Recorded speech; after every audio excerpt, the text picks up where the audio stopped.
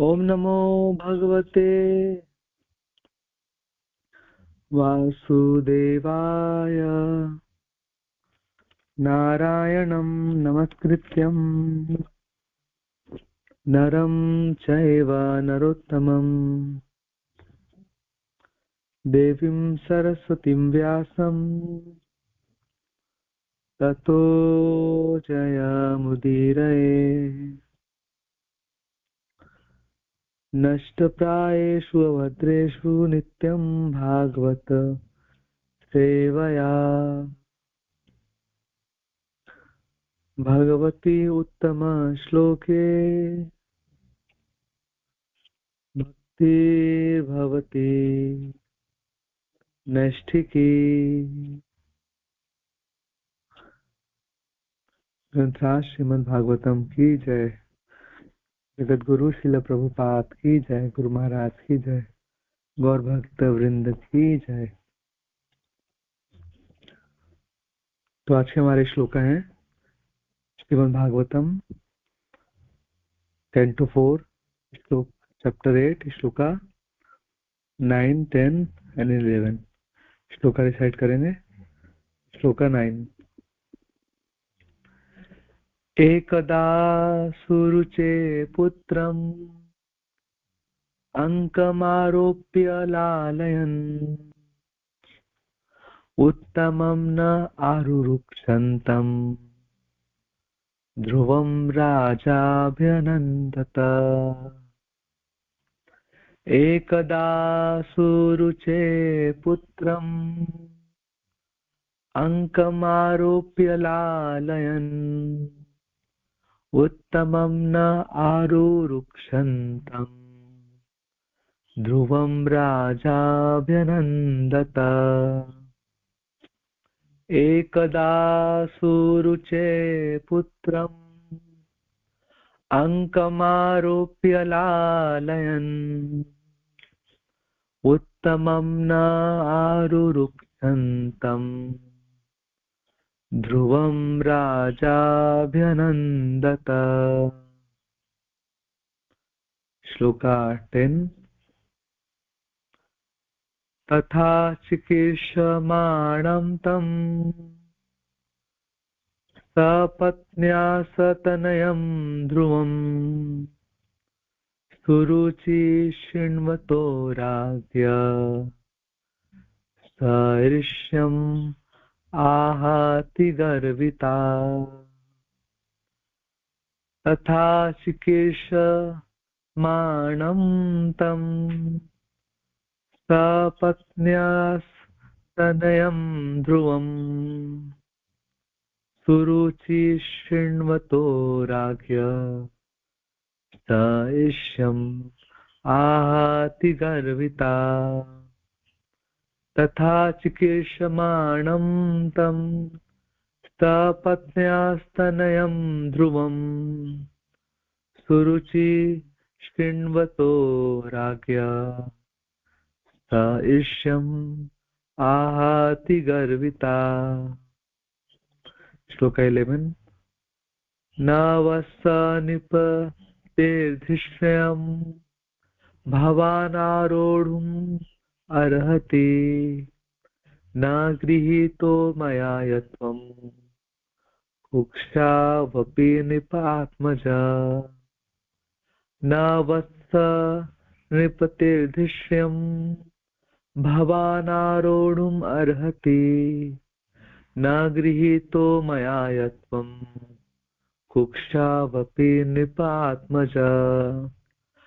नवस नृपतेर्धिष्यम् भवानारूढुम् अर्हति न गृहीतो मया यत्त्वम् कुक्षावपि निपात्मजा। हरे कृष्णा। तो आप लोग में इसको रिसाइट करेंगे प्लीज। हरे कृष्णा। जगत प्रणाम प्रभु जी। दर्पणा माता जी। एकदा सुरुचे पुत्रम् अंगम आरोप्य लालयन् उत्तमं न आरुरक्षन्तम् रक्षन्तं ध्रुवं राजा भयनन्दनात् नंदनंद। हरे कृष्णा। हरे कृष्णा प्रभु जी। हरे कृष्णा। हरे कृष्णा प्रभु जी। यस माताजी प्रणाम। तथा चिकर्ष्माणं तं सपल्यास्तनयं ध्रुवं सुरुचि शृण्वतो रागे स ईर्ष्यम् आहति गर्विता। हरे कृष्णा। हरे कृष्णा प्रभु जी, दंडवत प्रणाम। तथा चिकीर्षमाणं तं सपत्न्या अस्तनयं ध्रुवं सुरुचि शृणुतो राज्ञः स ईर्ष्यम् आहति गर्विता। हरे कृष्णा प्रभु दंडवत प्रणाम। हरे कृष्णा प्रभु दंडवत प्रणाम। हरे कृष्णा। यस माताजी। तथा चिकीर्ष्यमाणं तं सपत्न्यस्तनयं सुरुचि शृण्वतो राज्ञा स ईर्ष्यम् आहति गर्विता। हरे कृष्णा प्रभु दंडवत प्रणाम। प्रणाम माताजी।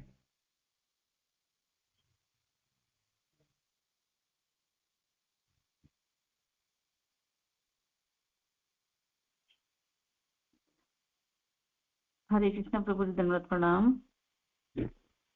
प्रणाम माताजी। न वत्स नरप्तेर्धिष्ण्यं भवान् आरूढम् अर्हति नाग्रहीतो मया यत्त्वं कुक्षावपि नृपात्मजा। हरे कृष्ण प्रभु जी, दंडवत प्रणाम। हरे कृष्णा प्रभु जी, दंडवत प्रणाम। हरे कृष्णा प्रभु जी, दंडवत प्रणाम माताजी। न वत्स नृपते धिष्ण्यं भवानारोढुमर्हति न गृहीतो मया यत्त्वं कुक्षावपि नृपात्मजः। हरे कृष्णा प्रभु जी, दंडवत प्रणाम। हरे कृष्णा प्रभु जी, दंडवत प्रणाम। प्रणाम माताजी। न वत्स नृपतेर्धिष्ण्यं भवान् आरोढुम् अर्हति न गृहीतो मया यत्त्वं कुक्षावपि नृप आत्मजम् आत्मजय है। हरे कृष्णा प्रभु जी, दंडवत प्रणाम। हरे कृष्णा प्रभु जी।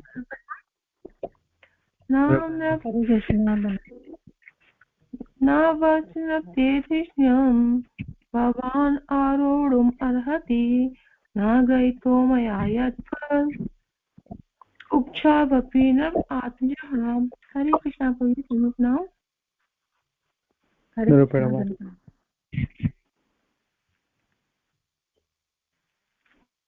हरे कृष्णा प्रभु जी, दंडवत प्रणाम।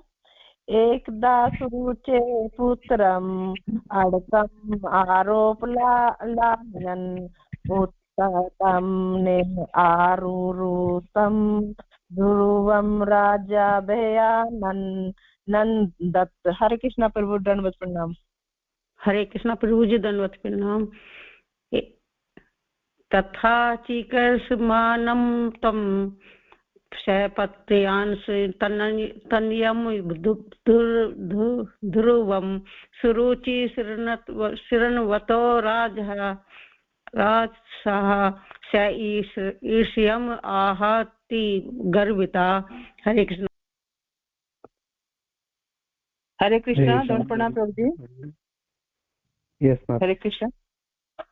नावत्स नृपतेर्धिष्ण्यं भवान् आरोढुम् अर्हति नागृहीतो मया यत्त्वं कुक्षावपि नृप आत्मजा।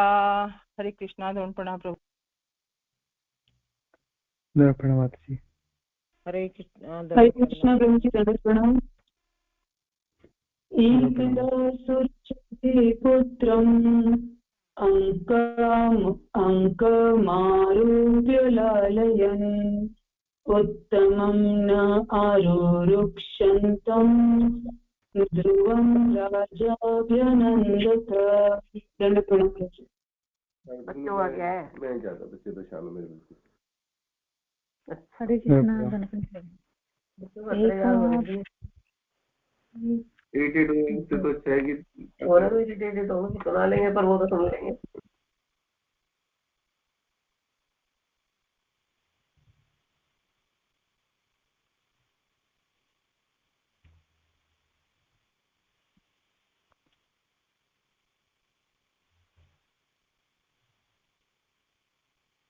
ठीक है, तो वर्ड टू वर्ड मीनिंग देखेंगे।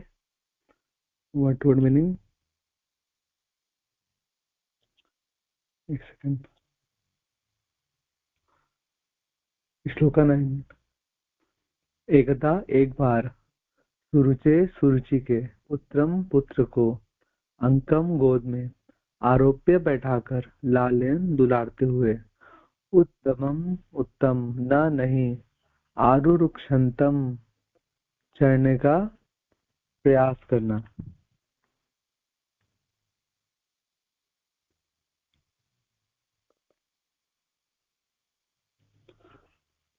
ध्रुवम, ध्रुव का, राजा ने अभ्यनंदत स्वागत किया।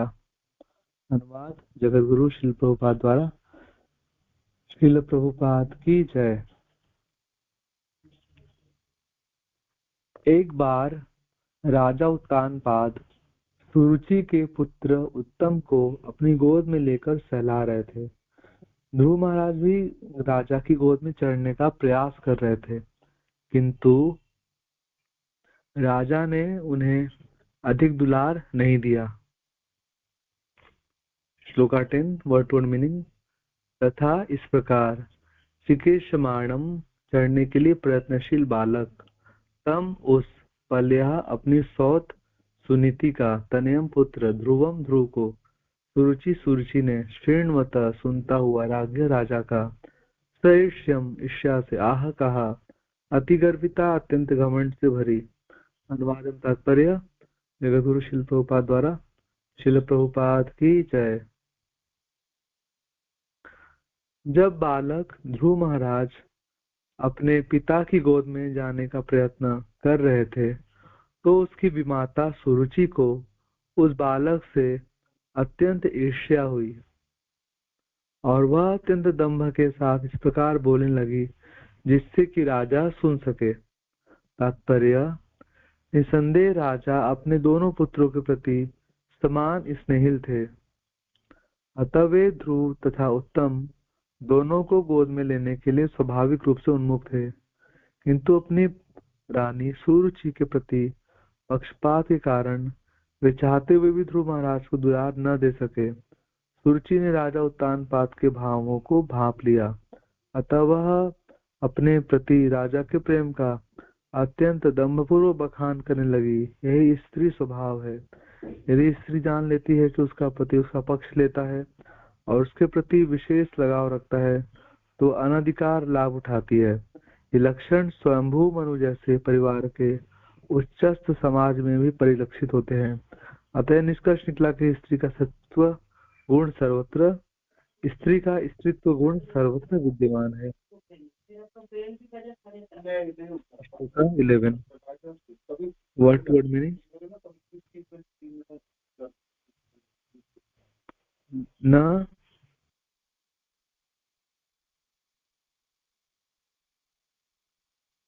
विपते राजा का, धिष्यम आसन, भवान अपने आप, आरोढ़ चढ़ने के लिए, अर्हति योग्य न नहीं, गृहीता लिया गया, मैं मेरे द्वारा, यत क्योंकि तुम कुक्षो गर्भ में, अपि यद्यपि नृप राजा का पुत्र, आत्मज।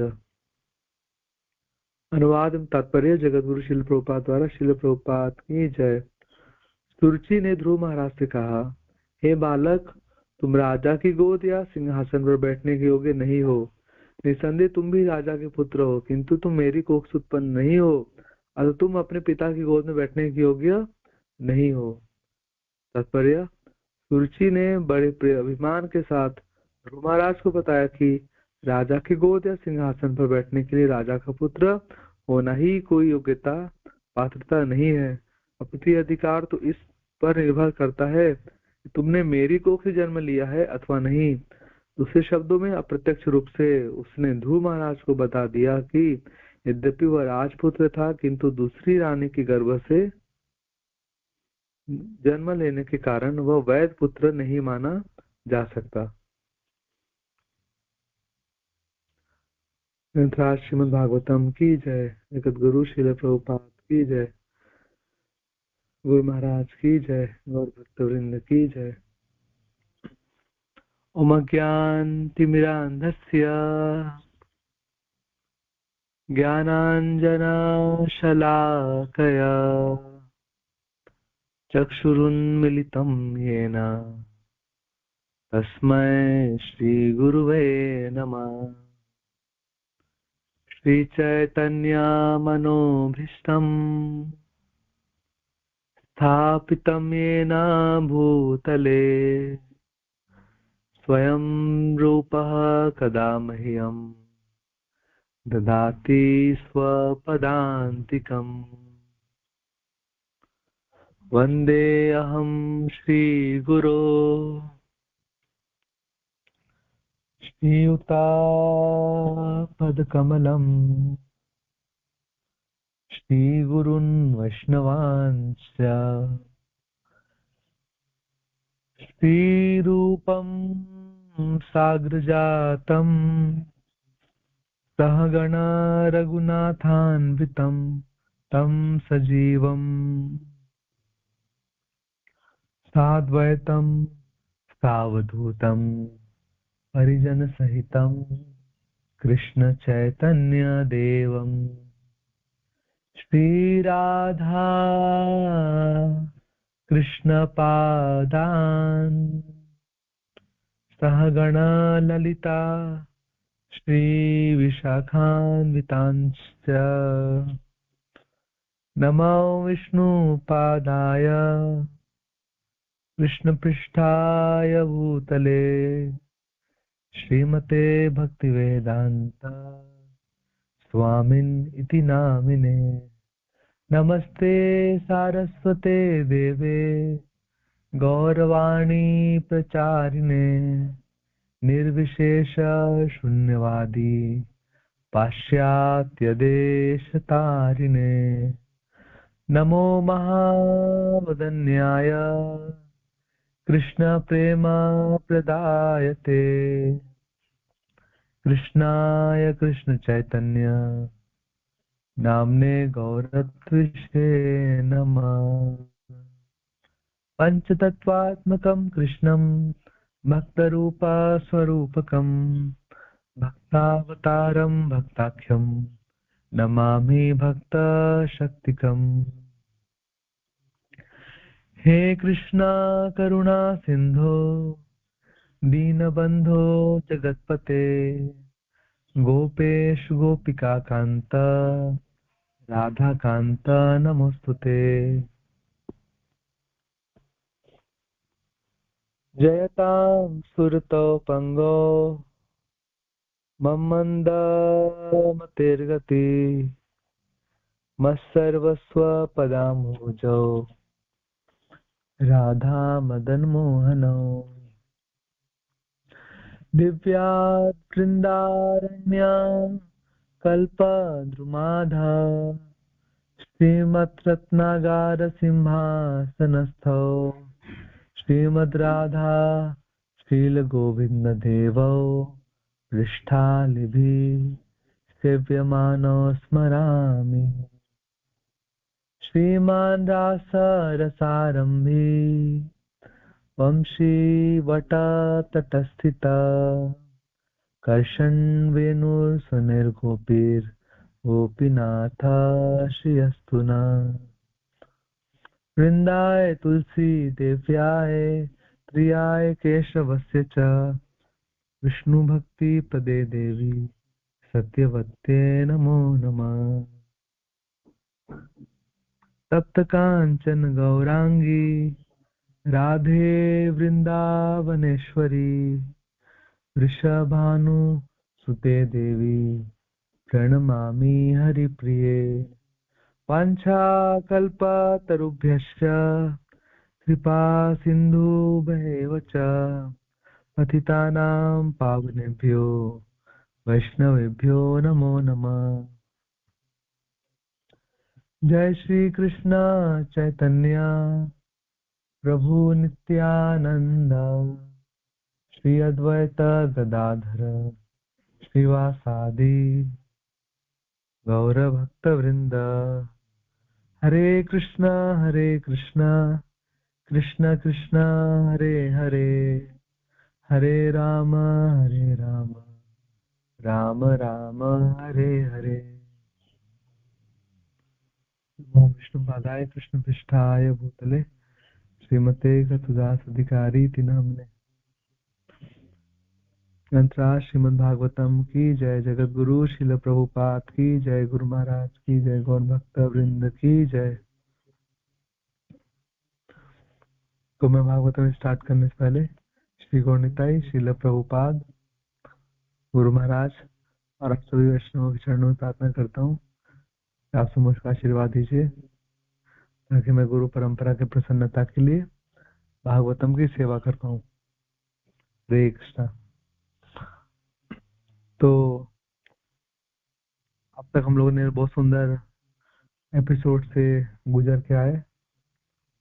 दक्ष प्रजापति, भगवान शिव, माता सती, इन लोग का हमने बहुत सुंदर वर्णन देखे पिछले अध्यायों में, और किस प्रकार से दक्ष प्रजापति के अहंकार का दमन हुआ और वह विनम्र बना और सब कुछ भारी प्रकार से संपन्न हो गया। तो भागवत में जितने भी कथाएं हैं, जितने भी लीलाएं हैं, पास्ट टाइम्स है, तो उन सबों का हर एक जो चरित्र है भागवतम का, वो हम सबों के लिए एक सुंदर शिक्षा है। और एक एक जो विलेन कैरेक्टर है, एक एक जो बैड कैरेक्टर है, असुर स्वभाव वाला है, वो एक आसुरी गुण को रिप्रेजेंट करता है और अंत में भगवान और भगवान के भक्त के द्वारा उसका दमन किया जाता है। तो और हम लोगों के लिए एक सुंदर शिक्षा भी होते हैं कि हमारे अंदर ये जो दुर्गुण है वो हम किस प्रकार से उसको डिस्ट्रॉय कर पाए, उसको नष्ट कर पाए, और इन सारे दुर्गुणों से हम कैसे बचे। तो अभी हम लोगों ने दक्ष प्रजापति, उसके अहंकार के दुर्गुण को किस प्रकार से नष्ट हुआ, वैष्णव अपराध कितना सीवियर है, वो सब से हम कैसे बचे हम लोग अभी तक देख के आए। और अभी यहाँ पे जो न्यू चैप्टर स्टार्टिंग हो रहे हैं, ध्रुव महाराज के जो एपिसोड है, इसमें हम देखेंगे कि ये निजा परोवेति, अयम निजा परोवेति गणना लघु चेतसाम, इस कॉन्सेप्ट को बहुत सुंदर तरीके से इसमें रखा गया है कि मेरा और ये यह मेरा है और यह पर है। इन भावना से हम कैसे उठ पाए। वासुदेवम सर्वमिति, भगवान कृष्ण सब कुछ है, भगवान कृष्ण का सब कुछ है, और इस भावना को हम किस प्रकार से अंगीकार कर पाए और सबको कृष्ण को अपना मान पाए, सबको अपना मान पाए। तो ये चैप्टर जो होंगे इस बात को सुंदर तरीके से स्थापित कर पाएंगे। और तो अयम निजा परोवेति गणना लघु चेतसाम उदार चरितानाम तो वसुधैव कुटुंबकम, यह मेरा है वह पराया है, ऐसी गणना, ऐसी कैलकुलेशन छोटी चित्त वाले करते हैं जिनका हृदय छोटा होता है। और उदार चरितानाम तो, जो बड़े विशाल हृदय वाले होते हैं, उनके लिए पूरा पृथ्वी उनका परिवार होता है पूरा। तो यहाँ पे हम देख रहे हैं कि राजा उत्तानपाद की दो पत्नियां, सुनीति जो बहुत गुणवान है, भक्तिवान है और हर प्रकार से राजा की योग्य पत्नी है, और सुंदर चरित्र वाली है। और दूसरी तरफ राजा की दूसरी पत्नी है सुरुचि, जो जिसके अंदर ये सारे दुर्गुण हैं। वह यह मेरा यह पराया इस प्रकार की गणना करने वाली है। और राजा के दोनों रानियों से पुत्र है, ध्रुव और उत्तम। ध्रुव सुनीति का पुत्र है और उत्तम वो सुरुचि का पुत्र है। तो जब खुद का पुत्र राजा की गोद में बैठा है तो वो बहुत प्रसन्नचित्त है, और जब उसकी सौत का पुत्र बैठने का प्रयास कर रहा है अपने पिता की गोद में, तो उसको पीड़ा हो जाती है, छटपटाहट हो जाती है, और वो असहिष्णु हो जाती है, असहनशील हो जाती है, और उसको भर्त्सना करती है कठोर शब्दों में, और हृदय को तोड़ने वाले शब्दों में, हृदय को भेदने वाले शब्दों में छोटे छोटे बच्चे की भर्त्सना करती है। और जो छोटा बच्चा है, एक स्त्री का स्वभाव होता है कि वो स्वाभाविक रूप से स्नेहिल होती है, वो सबों के प्रति स्नेह दिखाती है, अपने बच्चे के प्रति भी स्नेह दिखाएगी और बाकी दूसरे बच्चों के प्रति भी स्नेह दिखाती है। अपने बच्चे से ज्यादा प्रेम कर सकती है, लेकिन बाकी बच्चों को भी अपने बच्चे के समान ही स्नेह दिखा देती है। एक बार गुरु महाराज अपने गांव के बारे में कुछ बता रहे थे, तो बता देते कि पहले के समय में ऐसा कल्चर था गुरु महाराज के गांवों में कि कोई भी बच्चा किसी भी घर में जा सकता था और किसी भी माँ का दूध पी सकता था। ऐसा नहीं था कि केवल उसकी माँ ही उसको दूध पिलाएगी। कोई भी बच्चा किसी भी घर में प्रवेश करे और कोई भी माता उसको अपनी गोद में बैठा के अपना दूध पिला दे। ये गुजरात का कुछ समय पहले का कल्चर था। गुरु महाराज जब उस समय छोटे बच्चे थे, अपने गाँवों में रहते थे, तो उस समय का उधर का ऐसा कल्चर था। और ये हम कृष्ण लीला में भी देखते हैं और राम जी का लीला में भी देखते हैं। तो कृष्ण लीला में पूतना जब आई थी भगवान के घरों में प्रवेश कर गई थी, तो पूतना कोई कृष्ण की माँ नहीं है, लेकिन फिर भी यशोदा मैया ने उसको कृष्ण को दूध पिला दे ऐसा अलाउ कर दिया था। और बहुत स्वाभाविक था, बहुत बड़ी बात नहीं थी ऐसा कि एक बच्चे को दूसरी स्त्री दूध पिला दे, अपना स्तनपान करा दे। बहुत सहज ही, बहुत बड़ी बात नहीं थी, स्वाभाविक था, क्योंकि जो मातृत्व था वो बहुत प्रधान था, वात्सल्य। तो कोई अपना पराया का ऐसा कुछ भेद था नहीं। राम भगवान की लीला में भी ये जो चारों पुत्र हुए थे, राम लक्ष्मण भरत शत्रुघ्न, इनमें ऐसा नहीं था कि कौशल्या माता को राम जी को दूध पिलाती थी और वो भरत शत्रुघ्न और लक्ष्मण को नहीं पिलाती थी। वो चारों को दूध पिला देती थी, और कैकेयी भी चारों को दूध पिला देती थी, और सुमित्रा देवी भी चारों को दूध पिलाती थी। इसमें कोई भी ऐसा डिस्क्रिमिनेशन नहीं था उस समय, यह मेरा पुत्र है, ये दूसरे का पुत्र है। देयर वाज नो डिस्क्रिमिनेशन, ऐसा कोई डिस्क्रिमिनेशन था नहीं उस समय भी। सुंदर बुद्धि था, सुंदर उस समय के लोगों का चेतना हुआ करता था, ऊंची चेतना। इसका पीछे का रीजन क्या था? क्योंकि सब लोग भगवान कृष्ण से बहुत अच्छे तरीके से जुड़े हुए थे। कृष्ण पूरी तरीके से कृष्ण भावना भावित थे, इसलिए इतनी ऊंची चेतना का विकास कर पाए थे वो लोग उस समय। तो यहाँ पे जो पहली रानी थी सुनीति, उसकी चेतना तो अच्छी थी, और वो विद्रोह भी नहीं करती थी राजा से कि अपने अधिकार के लिए कि मैं तुम्हारी पत्नी हूँ, मुझे बराबर का एटलीस्ट अधिकार दो, बराबर का प्रेम करो। और डिमांडिंग नेचर और क्लेश करना, लड़ाई झगड़ा करना, ईर्ष्या करना, द्वेष करना, बहुत सुंदर उनका चरित्र है माता सुनीति का। कोई ईर्ष्या नहीं है, कोई द्वेष नहीं है, और कोई कंप्लेन नहीं है, कोई लड़ाई झगड़ा नहीं है, बहुत शांत है और सहनशील है, भगवान पर निर्भर है। और हर प्रकार से जब ध्रुव महाराज भी जब आप कंप्लेन करेंगे कि मेरे साथ ऐसा हो गया, उस समय भी कुछ नहीं, उस समय भी ऐसा नहीं कि ठीक है बड़े हो जाओ और विद्रोह कर दो, कुछ ऐसा पिता के अगेंस्ट नहीं करेंगी और भगवान की तरफ अपने पुत्र को उन्मुख करेंगी। तो बहुत सुंदर चरित्र है, और उनका भाग्य है इस प्रकार का उनके साथ हो, इस प्रकार से वो स्वीकार कर रही हैं चीजों को बहुत सुंदर तरीके से। तो संतुष्ट है, जो भी है संतुष्टि है। तो यहाँ पर हम देखते हैं जो हमारे भगवत गीता के स्टार्टिंग भी होते हैं, तो इसी कारण से हुआ वो जो धृतराष्ट्र बोला था, माम का पांडवाश्रय, यह मेरा पुत्र है, यह पांडु का पुत्र है। दोनों ही कौरव थे, लेकिन वो डिस्क्रिमिनेशन कर रहा था कि मेरा पुत्र, ये पांडु का पुत्र है ना, ये कौरव है और ये पांडव है। दोनों ही कौरव थे, पांचों पांडव भी कौरव थे, और 100 जो उसके दुर्योधन दुशासन आदि पुत्र थे वो भी कौरव ही थे। बट वो डिस्क्रिमिनेशन करता है, वो बड़ा था, उसको कंट्रोल करना चाहिए था सब कुछ, लेकिन वो मेरा पुत्र ही राजा बन जाए, मेरा पुत्र ही बड़ा बने, और भले ही योग्यता ना हो, तो लेकिन तो इसलिए वो इतना बड़ा महाभारत रच गया। और सेकंड हम देखते हैं ऐसे ही सत्यवती सत्यवती ने भी ऐसा ही किया। ये जो इतने सारे कॉम्प्लिकेशंस हुए, वो सत्यवती के वजह से हुए, उसकी इतनी बड़ी महत्वाकांक्षा।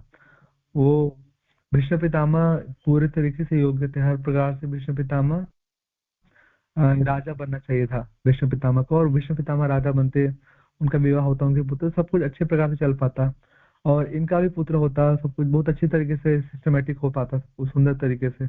इतने सारे फाइटिंग, इतने सारे वार, ये सब कुछ होता नहीं। वो सुंदर शांति व्यवस्था से, प्रेम से भारतवर्ष आगे बढ़ता।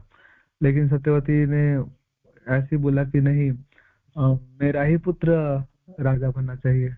ऑल राइट, तो उसके लिए भी चलो एक बार मान लिया गया, लेकिन बोले कि नहीं, अगर कल को उसका पुत्र भीष्म पितामह का विवाह हुआ, उनका पुत्र हुआ, तो फिर वो डिमांड करेगा राजा बनने का।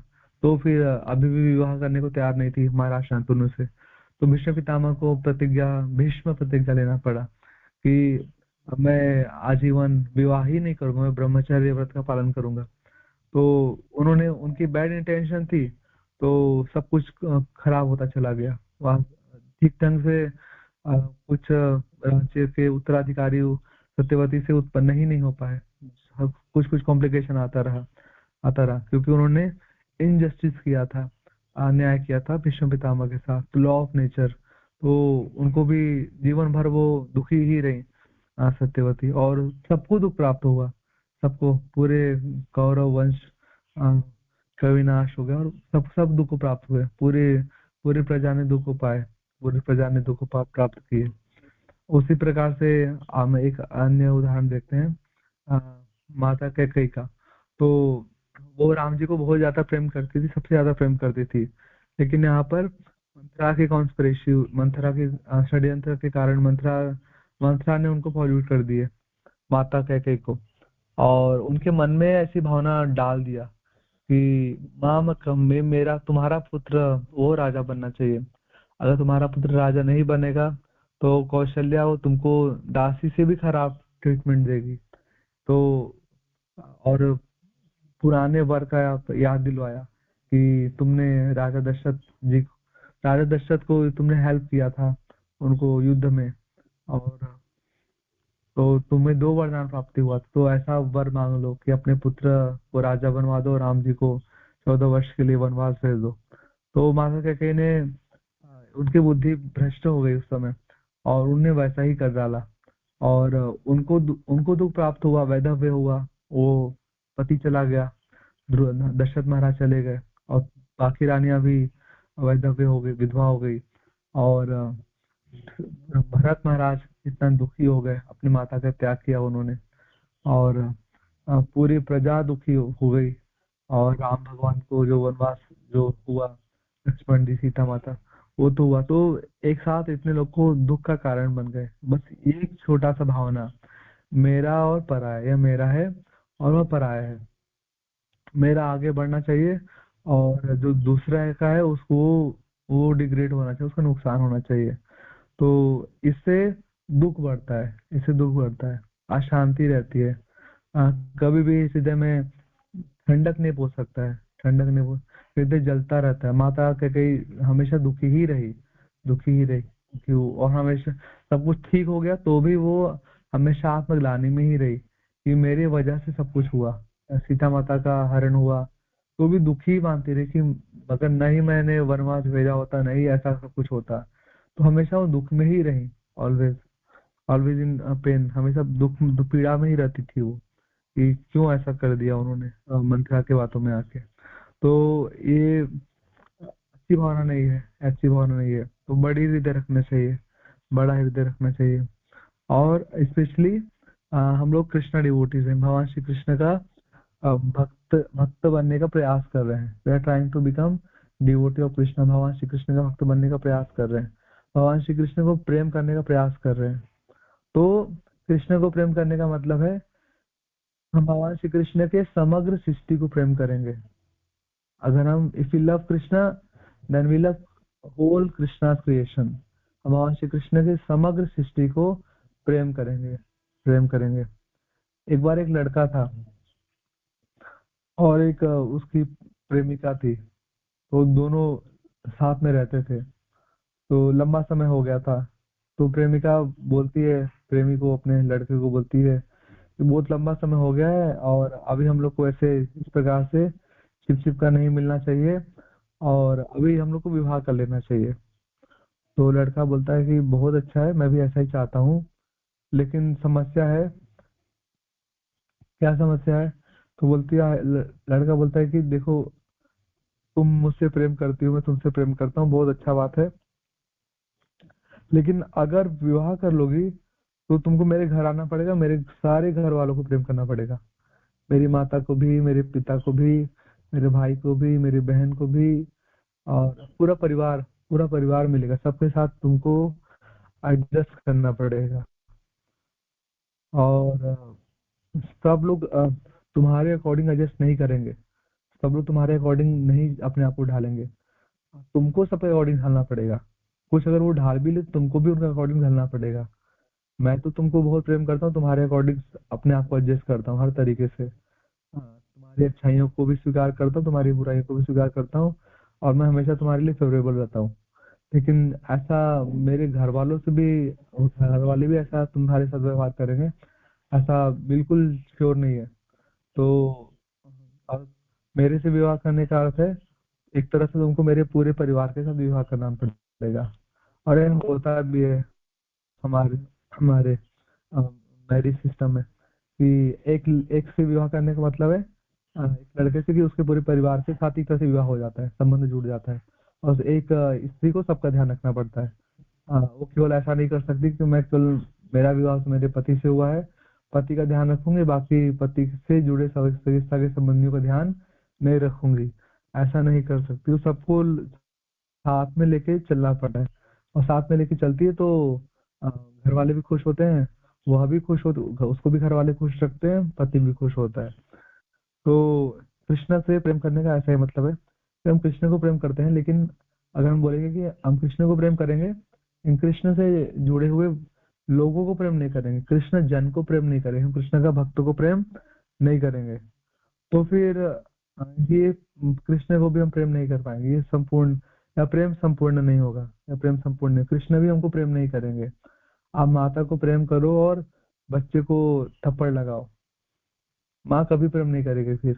या माता को प्रेम करो, बच्चे को प्रेम ना करो, बच्चे के लिए न्यूट्रल हो जाइए, न्यूट्रल हो जाइए, बच्चे को बिल्कुल सामान्य सामान्य सामान्य हो जाइए, तो भी माता विशेष प्रेम नहीं करेगी। क्योंकि माता से ज्यादा बच्चे को प्रेम कर दिया तो माता विशेष प्रेम दिखा देगी कि मेरे बच्चे को प्रेम कर रहा है।